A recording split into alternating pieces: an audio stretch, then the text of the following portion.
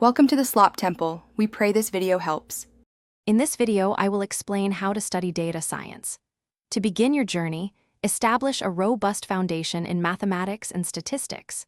This includes understanding linear algebra, calculus, and probability theory, which are crucial for grasping complex algorithms. Simultaneously, become proficient in a programming language such as Python or R, as these are your primary tools for data manipulation and analysis. Dedicate at least 2 to 3 hours daily to these core areas. Next, dive into the core concepts and essential tools. This involves learning diverse machine learning algorithms, from supervised to unsupervised methods, and understanding their practical applications. Concurrently, master SQL for effective database management and data retrieval.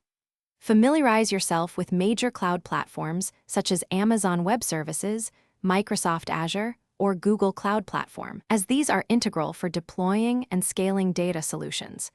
Aim for a solid understanding of at least 3 to 5 key algorithms. Theory alone is insufficient. Practical application is paramount. Start building a comprehensive portfolio of data science projects, showcasing your abilities in various domains. Engage in online competitions, like those on Kaggle, to challenge yourself and learn from others.